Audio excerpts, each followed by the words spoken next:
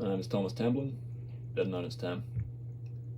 I was born in the Wallaroo mines in New South Wales, and both my folks were descended from Cornish tin miners. Grandfather was a leader in the community, rising from a position at the mine face to being a senior manager. There were many improvements, both to the profitability and the safety of the mines, that were a result of my grandfather's leadership. My parents were married in 1910, same year I was born. 5 years later, my brother arrived. Jack and I played, fought, loved, and laughed growing up. Over the next 10 years, the price of oil was pretty high, and we lived a comfortable life in Wallaroo.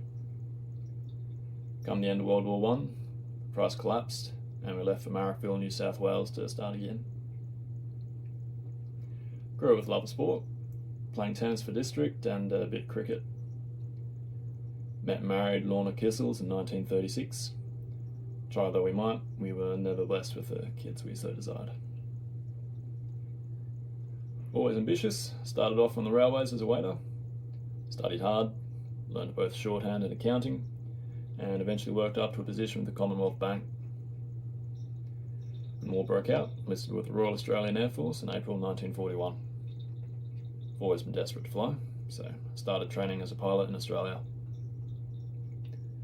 We were then sent to Canada to gain our wings, and during that time I travelled, eventually ended up in New York. I tell ya, money was tight. Wrote home to Lorna, telling her about the trip, but didn't have the money to send my photos home. Eventually, I was transferred to RAF Turnberry to fly Bristol Beauforts for torpedo training. They wanted us to launch these torpedoes into the sides of U-boats. Dangerous stuff, but loved it.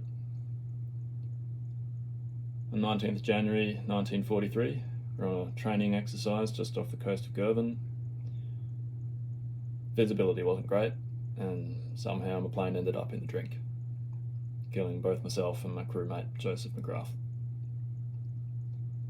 Incident report puts the fault on me. They were dangerous times. Accidents like this were pretty common. I left both a young widow back home in Australia, who would thankfully remarry, and my mother, who lost one of her 2 sons. I lie here in the Dunura Cemetery, next to many other comrades from Australia, Scotland, Canada, Southern Rhodesia, and England. I was 32 years old.